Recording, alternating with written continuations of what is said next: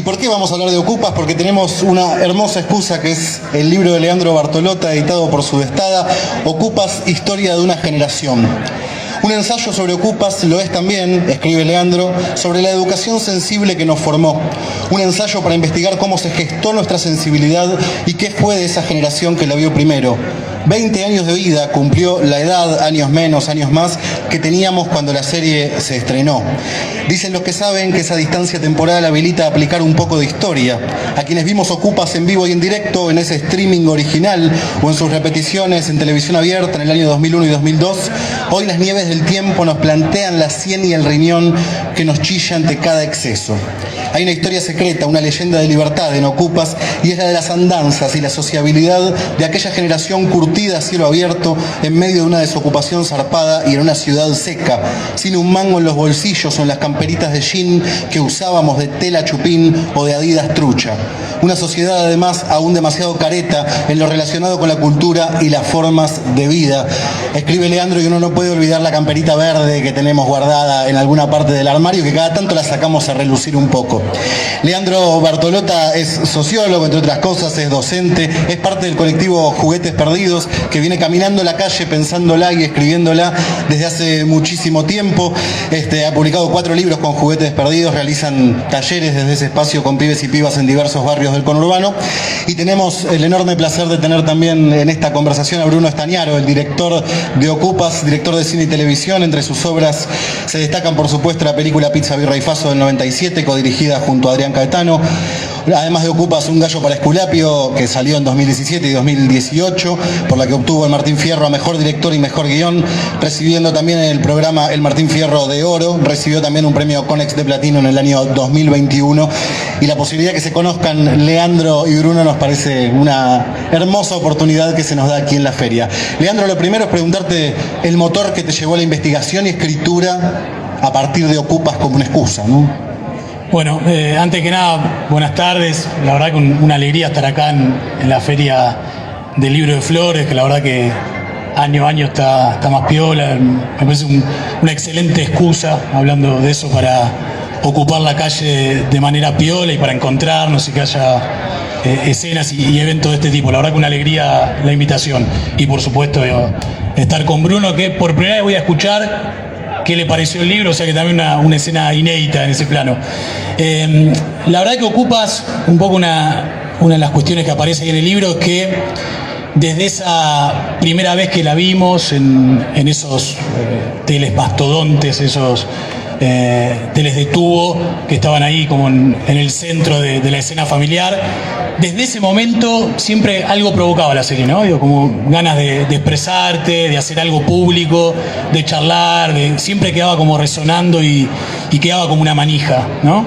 Y me parece que casi que originariamente desde ahí se empieza a escribir. De hecho hay toda una intención en el libro, no sé si muchas veces lograda, de ir alternando como ese Leandro de 20 años, 18 años que ve la serie por primera vez y que después va al barrio y conversa sobre lo que le pasó, hasta diferentes momentos a lo largo de estos 20 años, en los cuales, bueno, entre otras transformaciones económicas, culturales, tecnológicas, todo lo que pasó, también fuimos mutando aquellos que vimos la serie por primera vez, ¿no? Me parece que desde ese lugar aparece la posibilidad de pensar qué pasó con esa generación que la vio en esas emisiones originales, cómo nos fuimos volviendo adultos. Y también, digamos, algo que aparece mucho, de hecho, gran parte del libro se compone, viendo los capítulos que están subidos a YouTube, es decir, antes de que sea el desembarco de Netflix, que fue como una nueva Ocupas manía, quizás la mayor de todas, digamos, en este tiempo. Pero había algo como de una sensación de soledad que siempre se diluye, ¿no? Los comentarios de la serie en Ocupa, los grupos de hinchas, digo yo, ¿no? De fanáticos en las redes sociales, las excusas para hablar con amigos, con amigas, todo lo que pasa y lo que fue pasando en este tiempo cuando miramos la serie. Me parece que hay algo ahí de insistencia que está siempre presente. Y hubo incluso como otros momentos en todo este tiempo en el que escribí, no sé yo, cuando se cumplieron 15 años, siempre con la idea de poner en diálogo Ocupas con la ciudad, con los modos de vida. y también digo, con la relación con el pasado y con un nosotros que me parece que sigue insistiendo, ¿no? Digo, algo de eso también da como esa ambigüedad en el libro entre la nostalgia, la anécdota, ese tiempo pasado a veces medio museificado, y la idea de un pasado que retorna mucho más potente, con un montón de preguntas políticas, tratando de ver un montón de cosas que quedaron como insistencias ahí medias truncas, ¿no? Bruno, de la lectura del libro, ¿qué sensaciones te ha generado tanto este libro como otras obras derivadas que pueden surgir, que son los ecos de la creación, ¿no? ¿Cómo va? No, yo le decía recién a Leandro que tiene algo particular el libro que me gustó mucho, que es la subjetividad con la cual él aborda el tema, digamos, ¿no? Y el hecho de no estar hablando específicamente de Ocupa, sino principalmente de lo que a él le generó desde su perspectiva y la perspectiva de su juventud, para mí es un flash, porque es... Primero me hace sentir muy viejo, y después me resulta increíble que la obra, digamos, haya empezado a generar tenga como su propia vida y genere como estos acercamientos, ¿no? La verdad que es lindo y al mismo tiempo es raro, porque yo le decía, es raro leer de alguna manera novelizado parte de tu experiencia vital, ¿no? Así que es interesante, está muy bueno. Un punto central de Ocupas tiene que ver con la ciudad como protagonista desde ya, ¿no? Más allá de esa banda que se arma en torno al caserón del orto, poder ver qué pasa con la ciudad como protagonista, y ahí tu enorme capacidad y de todo el equipo para que la ciudad no sea un fondo, la ciudad no sea una escenografía. ¿Cómo se plantearon en ese momento la incursión de Buenos Aires como también protagonista, de Buenos Aires, del conurbano? Mira, una característica que tenía cuando hacíamos Ocupas es que mucho no nos planteamos las cosas, o sea, iban sucediendo, y eso creo que es algo que es una de las cosas bastante irrepetibles que tiene, ¿no? En una industria que tiende a controlar bastante el proceso, de un modo insólito tuvimos una libertad total y la verdad que decidimos aprovecharla. Siempre estuvo presente la idea de darle mucha presencia a la ciudad por esta cuestión de que, bueno, yo ya en Pixar lo había experimentado un poco y de alguna manera es algo que me quedó impregnado de la lectura del Eternauta, que una de las cosas que más me gustaba del Eternauta, esa sensación de estar deambulando por los mismos lugares en que transcurría la historia. Y después creo que una cosa que fue muy importante en el proceso de Ocupas fue el hecho de que bastante de los compañeros con los cuales lo hicimos eran de zona sur, de Quilmes, de Adrogué, y me parece que eso retroalimentó mucho el proceso, porque primero que cuando yo iba a la casa de ellos a visitarlos, transitaba con todo ese circuito, por ejemplo el Fonavi, el Doque, era en la autopista mientras iba a Quilmes y demás, y después el hecho de las historias que ellos me narraban, las anécdotas, siento que fueron como una columna central de lo que fue el relato.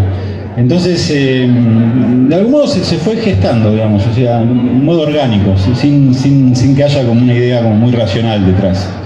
Sin anteponer esta noción de ciudad, Leandro, vos trabajás con otro concepto en el libro que es el plan barrial, ¿no? Que no es únicamente cómo la ciudad se mete en la historia, cómo aparece retratada por una cámara, cómo la recorren los protagonistas, sino también la alianza insólita de ellos para recorrerla. ¿Qué sería esta noción del plan barrial? Y también de la esquina, en este caso vuelta a Casa Ocupa, ¿no? Pero que es casi una especie de esquina metida dentro de esa casa. ¿Qué es esa noción de plan barrial y de esquina? Me parece que ahí, como el libro lo que trata de hacer es abordar de dos modos diferentes la ciudad, ¿no? Digo, por un lado, pensar específicamente en una ciudad de Buenos Aires que en esos años 2000 era una ciudad, si se puede decir, como que alojaba mucho más a lo que venía de sus alrededores, ¿no? Digo, incluso hay algo ahí que lo pongo en el libro, de una ciudad cuyo centro estaba pronto a desplomarse, pero que ya se veía en los bordes casi como repulgues, un montón de vidas que estaban asomadas ahí, ¿no? Digo, como expectantes, esa idea que me parece que tiene como cierta potencia, de decir, ¿qué pasa con aquello que se expulsa, se raja y sin embargo vuelve, ¿no? Como hay algo ahí de una insistencia que no se puede terminar de desalojar. Una insistencia que, entre otras cosas, me parece que era propia de esa generación que tenía, y entre otras cosas en el rock barrial o en el rock de los barrios, una noción muy clave de lo que era la ocupación de la ciudad, la ocupación de la calle, la ocupación de la esquina. Y ahí aparece como un doble juego, porque es, por un lado, pensar esa ciudad de Buenos Aires y sus mutaciones, es decir, una ciudad de Buenos Aires cada vez con menos capacidad de alojar y hospedar a esas formas de vida de los alrededores, y por otro lado ese juego de que veíamos Ocupas desde Quilmes, ¿no? El punto de vista es claramente del conurbano. Entonces desde ahí permite también pensar las modificaciones de esas relaciones. Y me parece que hay algo ahí que también uno intentó siempre darle como una vuelta, es que mi generación, entre otras cosas, es la generación de Cromañón, digamos, ¿no? Y aparece esta idea como de la generación ACDC, digamos, como esa barra letal que separa el antes de Cromañón y el después de Cromañón.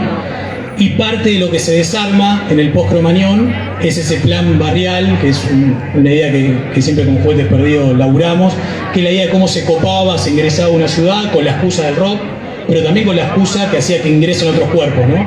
Ingresen como un montón de vidas populares, que en un momento eso se cierra, que muchas de esas arterias comunicantes entre la ciudad de Buenos Aires y el conurbano se hacen cada vez más profundas, hay como, nada, me parece como fronteras que son cada vez más marcadas, y que hace que incluso desde esos centros de la ciudad de Buenos Aires se mire poco hacia sus extremidades, ¿no? Digo, como que haya poco de esa torsión que se había en otro momento histórico, de estar atento y expectante con lo que pasaba. Y lo de la esquina, bueno, es una de las hipótesis arbitrarias de las tantas que tiene el libro, de que el caserón del Orto de algún modo podría ser como una esquina bajo techo, ¿no? Y que una de las maneras de pensar esa esquina es hacerlo en ese momento del caserón, no por la cuestión, por supuesto, arquitectónica, sino por la lógica, por la sensibilidad, por una cuestión que me parece clave. En varias entrevistas lo dice Diego Alonso, el Pollo, que era un momento en el cual también las familias jurídicas tambaleaban, implosionaban, y se creaban muchas familias como extrañas, dice él, ¿no? Eran parte también de cierto ensayo, que eran familias que tenían mucho que ver con la amistad, ¿no? Digo, con maneras de juntarse, maneras de hacerse el aguante en medio de una sociedad que se va a pique, de una economía que está hecha mierda. Y algo de esa sensibilidad me parece que se puede pensar en la esquina y se puede pensar en el caserón, ¿no? Que es una manera de hacerse amigos diferente a la amistad institucional, por decirlo así.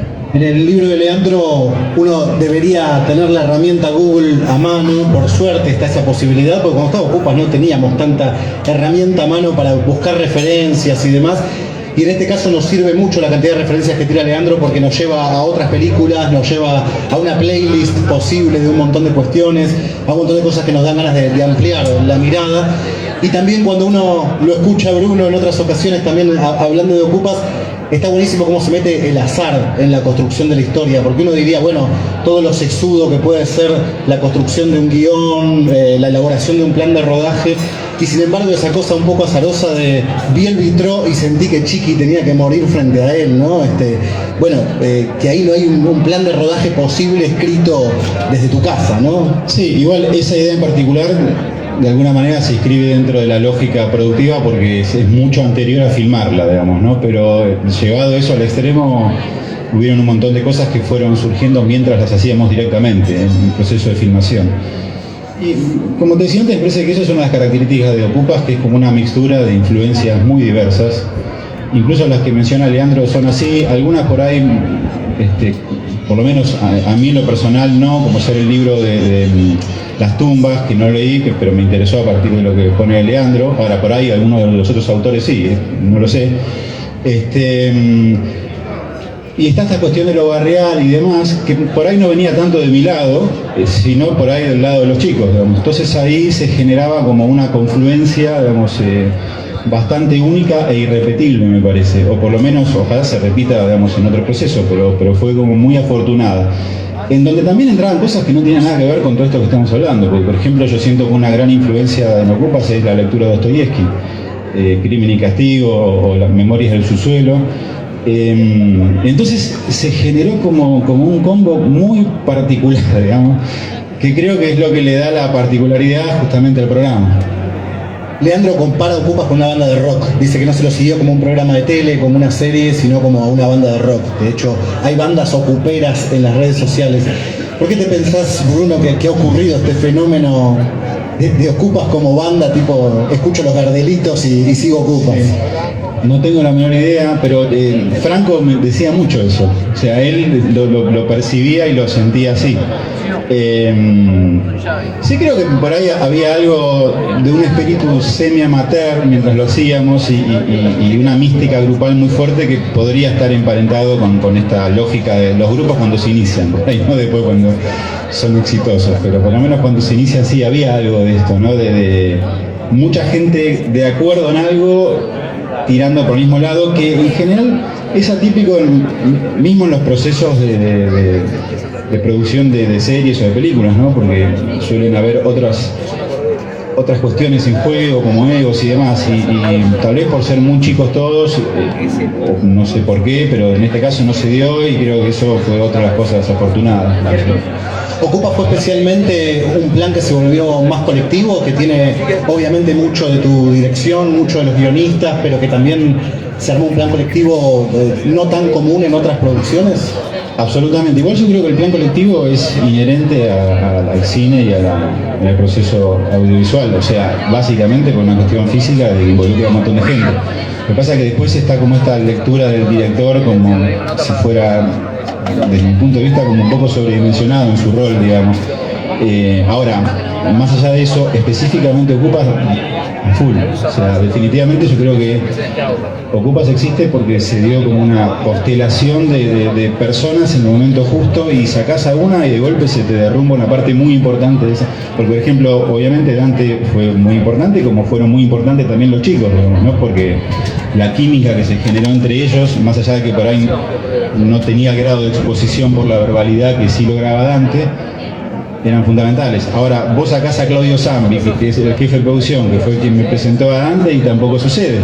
Entonces, es realmente muy mágico, digamos. Y a mí me costó bastante tiempo entender que posiblemente no me vuelva a suceder de esa manera, digamos, ¿no? Lo cual, bueno, tampoco está mal, digamos. Uno es profesional y son procesos distintos, ¿no? Estamos aquí con Bruno Stagnaro, director de Ocupas, director de cine y televisión, y con Leandro Bartolota, autor de Ocupas, Historia de una generación, libro editado por Sudestada que encuentran en esta feria.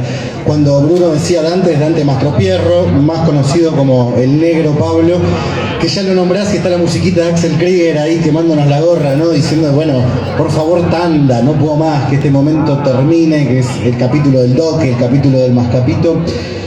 Leandro, vos le dedicás muchísimo en el libro a la figura del Negro Pablo que perforó la televisión, básicamente. ¿Qué te parece que condensa? Bueno, me parece que ahí lo primero, porque el Negro Pablo, digo que claramente es como la irrupción de otra lengua, de una lengua popular que nunca se había escuchado en la televisión argentina y que nunca se había escuchado sobre todo desde la ficción, digamos. Y ahí me parece que es clave ese laburo de la investigación, de la escucha, ¿no? Digo, de estar atento a esas voces, esos sonidos que habitualmente no son los de un círculo íntimo, por decirlo así. Me parece que hay ahí una primera ruptura y un desplazamiento y unas ganas de investigar la ciudad, una ciudad ampliada de vuelta, y que desde ahí también aparece, más allá de la logística o toda la infraestructura posterior, que se pueda alojar esa voz. Y después me parece que es claramente marca un antes y un después, porque después se armó como, con el paso de los años, tuvo una estetización y tuvo un mercadito del berretín y de cierto lenguaje, que lo que yo digo un poco ahí en el libro, como que perdió el código postal de origen, ¿no? Por ahí es como una parla escindida de una forma de vida concreta, de un punto geográfico, y es más que nada, digamos, una estilización inofensiva. Pero bueno, en el caso del Negro Pablo aparece antes, un poco yo jodo ahí, de las batallas de Red Bull, y claramente tiene un modo de ejercicio de la parla. De hecho lo pones en verso y sí, queda perfecto, ¿no? Queda bien, se podía estar ahí tranquilamente una batalla de Red Bull, de gallos. Y por otro lado tiene algo también que muestra, que a mí me parece que es quizás de las cosas más potentes de Ocupas, incluso hoy en día para seguir pensándolo, que es que no parece un mundo popular único, un realismo popular cerradito, sino que aparece lo que encarna el Negro Pablo y en general la banda del Doque, pero también aparece el fletero, que es una lengua popular de un laburante, no una lengua popular como la del caso Negro Pablo, y que también hay disputas desde ahí. Entonces me parece que realmente hay un imaginario y un retrato, por decirlo así, de las vidas populares, de las mayorías populares, muy amplia, no reducida a dos berretines, a una ropa de moda. Se nota claramente que no es algo que se compone a partir de mirar 2 videos de YouTube, escuchar a 2 cantantes de trap y listo. Hay una investigación, sobre todo de algo que es real, que es la complejidad, lo fragmentado, los cientos de disputas que hay al interior del mundo popular. Y poder traducir eso en diferentes lenguas me parece que es una de las claves de la serie.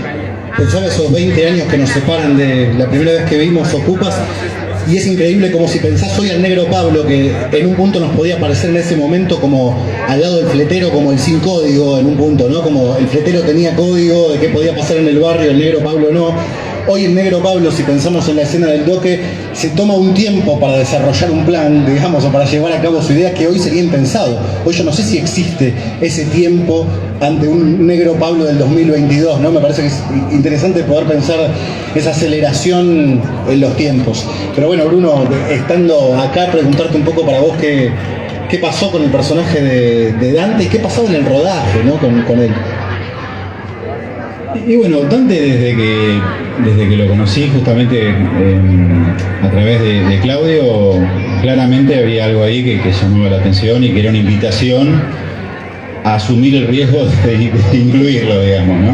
Porque desde el punto de vista tradicional era como una situación muy atípica, desde saber si iba a cumplir con los horarios, si iba a tener la constancia, si de golpe iba a desaparecer, ¿no? Básicamente porque no era un tipo que estuviera como dentro del medio, viera, si querés, como dentro de todo frágil la conexión que teníamos.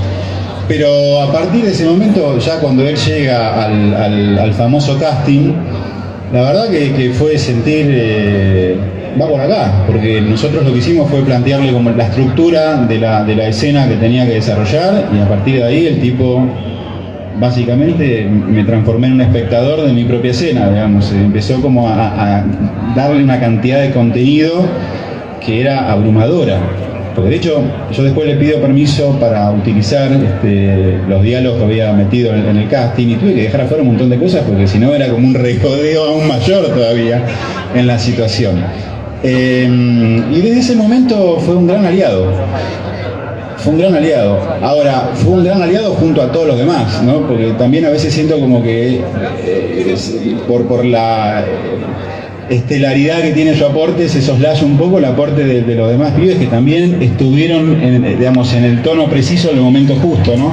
Entonces creo que fue como básicamente buscar como el equilibrio entre esos distintos modos de ser y de hablar. Hay una cosa que también me interesa preguntarte, Bruno, que tiene que ver con el rodaje. O sea, además esto que contabas de cómo desbordó en el casting el personaje de Dante, también hay algunas anécdotas o mitos de rodajes de 26 horas y demás. Esto fue así, los capítulos finales se filmaron un poco a ese ritmo de gira, Sí, amigos. sí, eso fue exactamente así, y la verdad que fue duro, digamos. Yo de hecho después estuve mucho tiempo sintiéndome físicamente muy mal, creo yo que por el estrés que me morfé en esos últimos tramos. Pero volviendo a la situación de lo del casting y la escena esta del doque, para mí el mayor desafío que teníamos una vez que estaba planteada la escena y el guión y demás, era lograr que vuelva a suceder eso que habíamos visto. O sea, en el fondo es lo más difícil que tiene este laburo, que es que parezca que está vivo, ¿no? Algo que en realidad está de alguna manera contenido en un guión o en líneas de diálogo, y bueno, eso tiene, más allá de que eso se había abastecido el casting, había que volver a generar esa vivencia vital. Y ahí es donde digo que me resulta, viéndolo ahora en retrospectiva, siendo nosotros tan pibes y todos tan inexpertos, ¿no? Por ahí salvo Rodrigo, que tendría más experiencia, pero creo que fue una cosa muy loca la que sucedió. Y esa escena en particular creo que también fue una ruptura en relación a tomar la decisión de asumir, digamos, que si no terminamos en el tiempo que estaba preestablecido, bueno, que nos quede bien y a la mierda. Y la verdad que fue como una decisión difícil, pero que después de alguna manera marcó el ritmo de lo que seguía y creo que estuvo bien, creo que nos dio aire, digamos. Un ratito antes de esta conversación charlaba con Leandro de una perspectiva distinta que tenemos de Ocupas, de para nosotros dónde va la cámara o dónde mayoritariamente va la cámara, y yo le decía, vos decís que no vas con Ricardo, que no vas con Rodrigo de la Serna, en la cámara yo estoy todo el tiempo con Rodrigo de la Serna, ¿no? Como una suerte de posición de clase donde nos sentimos el extranjero un poco todo el tiempo, o ese extranjero que está dejando de serlo con el transcurrir de la serie. ¿Eso es algo que vos pensaste, Bruno, si la cámara iba con Rodrigo o eso iba cambiando? La verdad que iba fluyendo escena a escena, te diría. Sí trataba de antes de empezar a filmar, tener más o menos claro por dónde la sentía, pero después había un momento en esa escena en particular y en muchas otras en donde sucedía algo automático, digamos, en donde si estoy en este ángulo me voy a correr a aquel para tener un poco más de diversidad y así lo íbamos construyendo. En donde nuevamente no es menor el aporte que después hace montaje Ale Brother, porque la verdad que nosotros teníamos una cantidad de puestas y de perspectivas que podrían haber quedado montadas así o podrían haber quedado montadas exactamente al revés. Entonces eso fue un trabajo posterior que también lo fuimos como un poco conduciendo pero yo creo que esa escena específicamente que sí, que está más contada desde el punto de vista del personaje de Rodrigo que desde el espacio, digamos, ¿no? Una pregunta que va para los dos, que podés empezar, si querés, vos, Leandro, que tiene que ver con la permeabilidad para narrar algo de lo que ocurre, ¿no? Para conectarse con las terminales nerviosas de la sociedad. Muchas veces se dice, por ejemplo, de Okupas, que anticipó 2001, como una suerte de bola de cristal de que ese estallido ya estaba latente en la serie. Y por otro lado, cuando uno lee, por ejemplo, textos de Juguetes Perdidos y después ve sucesos sociales, también da la sensación de, los pibes se anticiparon, ¿no? Por lo que nos contaban en libros como La gorra coronada, como Quién lleva la gorra, mismo en La sociedad ajustada en el último, y pensando el atentado a la vicepresidenta, uno dice, ya estaba casi escrito, no había quedado picando en algunos libros de juguetes. Y sin embargo yo rechazo la idea de que hay una bola de cristal y más bien me parece que hay una conexión con las terminales nerviosas de la calle. ¿Cómo se camina, digamos, cómo se baja eso a texto y a filmación para que no sea una bola de cristal ni que sea un extractivismo, ¿no? Que fui a caminar la villa y te cuento lo que vi y lo retrato de modo de extractivismo, digamos, de esos espacios. Me parece que ahí, bueno, obviamente la pregunta es compleja y es interesante para pensar ahí qué implica hoy en día una investigación de los territorios, de las vidas populares, en general, digo, qué pasa con formas de vida que van mutando muy rápido, ¿no? Digo, que a veces se expresa en el lenguaje y a veces no. Me parece que hay algo de estar atento no solo a la palabra, sino a los silencios, sino a ciertos susurros, a un montón de registros que habitualmente no llegan quizás a un oído o un dispositivo más preparado o más armado de ese extractivismo. Me parece que hay algo que también en el libro se intenta jugar, que es esta cuestión entre el residente y el visitante, por decirlo así.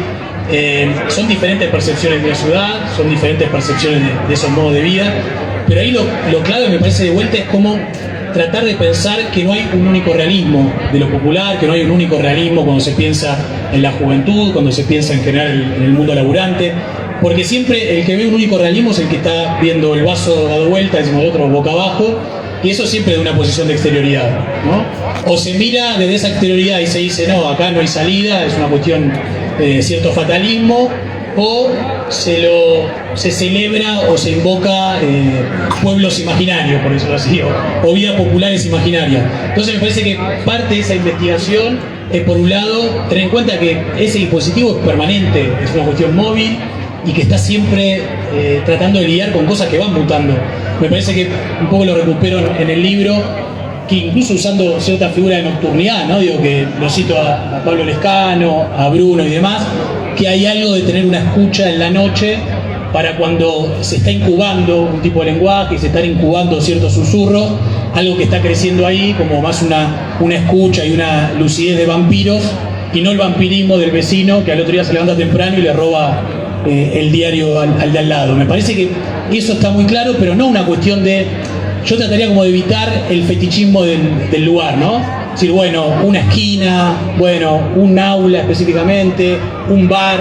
No se trata solo de lugares concretos o físicos, sino me parece que se trata sobre todo de una disponibilidad a escuchar, digamos, otro tipo de lenguaje, de modo de vida, y cuestiones que le ponen preguntas políticas también a tu propia forma de vida, ¿no? Bruno, con respecto a esto, ¿cómo se filma sin extraer? ¿Y qué es lo que te atrae de lo que a veces se denomina como los márgenes o las periferias, ¿no? Mirar las sombras. Yo estoy de acuerdo con lo que él dice, que no hay una realidad, digamos, y eso me parece que es determinante, digamos. O sea, creo que es equivocado tratar de filmar la realidad. Por eso cuando decías antes lo de el tiempo que se tomaría hoy Negropal, no sé, digamos, depende de quién y depende de qué circunstancia. Me parece que uno intenta, en todo caso, empaparse, por lo menos en mi caso, y retrotrayéndome a lo que fue Ocupas, que es muy distinto a quien soy hoy y mi realidad de hoy, digamos, ¿no? Me parece que estaba como muy embebido en ese momento vital de ser un pibe de esa edad, que tenés poco que perder, mucho tiempo, y no es que estás buscando la realidad, es que la estás transitando, digamos, y eso de alguna manera después termina llegando a lo que producís. Pero sí, en cuanto al método, una cosa que siempre tuve claro es que como yo no soy un tipo que tenga calle, siempre estuve como permeable a tratar de escuchar eso, digamos, y ver la manera en que eso se podía trasladar a un lenguaje, digamos. Pero no es algo que me interese específicamente, digamos. Lo que me interesa específicamente es más como el costado humanista de la cosa. Y en eso me parece que digamos, es como la capa más superficial, esta cuestión de lo callejero, ¿no? Por eso te decía antes, vos agarrás Crimen y Castigo y es actual. Digamos, si ese tipo lo conocés. Entonces, ese tipo de lenguaje es el que me interesa.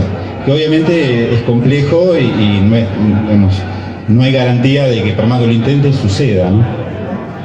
Estamos hablando de historia de una generación, este libro sobre Ocupas de Leandro Bartolota, o a partir de Ocupas, podríamos decir, junto a ni más ni menos que Bruno Estañaro para charlar de esto. ¿Andás por ahí, Diego? Véngase nomás, vecino del barrio de Flores, que un minuto antes de la charla nos dijo, che, le compuse un tango a Ocupas y no puedo creer esta situación de poder compartirlo, así que suyo, maestro. Bueno, muchas gracias. Bueno, yo volví a ver Ocupas hace como 5 años y medio por YouTube. Me generó muchos recuerdos de la juventud, de amigos. Yo iba a ver a los Gardelitos que vos mencionabas, así que hay algo ahí misterioso. Y bueno, me pareció que el tango tenía que dar cuenta de toda esa experiencia callejera, de esos años y de nuestra realidad. De las cosas que se viven en la calle, digamos. Entonces me pareció que Ocupas tenía que tener un tango. Así que bueno, estuve 5 años y pico corrigiéndolo. Y bueno, una gran alegría que me haya permitido leerlo acá. Perdón, tiene música de Damián Torres y se está presentando en el Festival de la Canción Argentina este año. Y dice así. La de Quilmes, Ocupas. El tren alarga el viaje para Quilmes. Promesas de buscar para encontrar. Mi fe se prende al cauce de los pibes. Las glorias de amistades que hoy no están. El pollo arrastra infiernos del pasado y Walter no chamulla sin humor. Ricardo es estudiante renegado y el Chiqui todo un noble corazón. Fue una línea al voleo. Walter probó y la pegó. Se iba al sol y rancharon entre ansiedad y emoción. Y la ruleta giró. El diablo del pase primero, el pase de un dios para estallar. Bien subido al azar, callejero, Ricardo sintió en el trofeo la noche que invita al más allá. Al pollo lo arrincona la milonga y Walter jinetea en el compás. Ricardo se amotina en la derrota y el Chiqui da su amor sin cancherear. Si viste al genio suelto de esas noches, sabes a dónde el fuego se afiebró. El alba fue el telón de las pasiones que a gatas se rescatan con el sol. Joven, soñar de mi tiempo, calles, cervezas, amor, segundeaban mi huella, que a los códigos cuido. Y la nostalgia pinto. Yo invento fantasmas de amigos y asedio recuerdos sin cobrar. Bien envuelto en momentos de abrigo, convoco a ese olor de caminos, la banda feliz sin propiedad.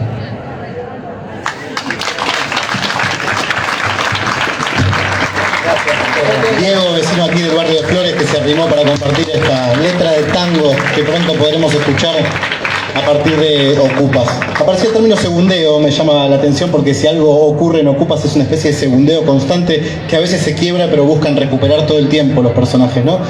Y ya que aparece el número 2 del segundeo, les pregunto a los dos y con esto cerramos, ¿por qué es imposible un Ocupas 2?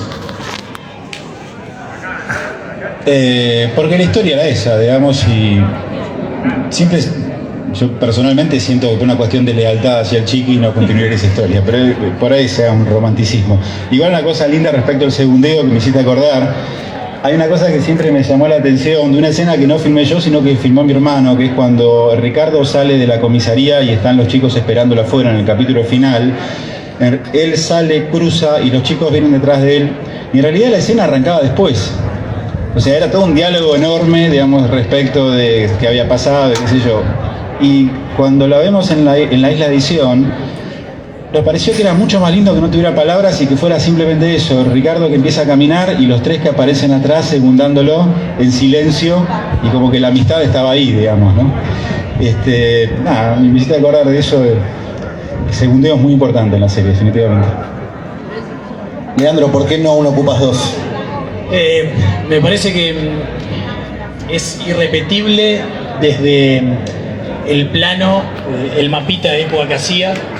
En tal caso me parece que una continuación de Ocupas tendría que ser, digamos, como tomando a lo sumo esas vidas en la adultez y en todas esas mutaciones de estos años, pero sería imposible desde ahí.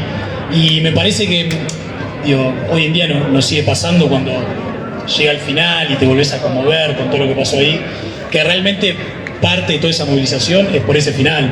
Y si hay algo de segundeo, precisamente es Chiqui dejando la vida ahí. Me parece que es como una figura fuertísima, incluso mirando el pasado reciente de Argentina para ese año, y también como cierto legado de entender que esas amistades que se creaban por azar, que se creaban de manera aleatoria en la ciudad, recorriéndola, también conquistaban intensidades tan fuertes que incluso dejaban la vida por defender ese tipo de vínculos.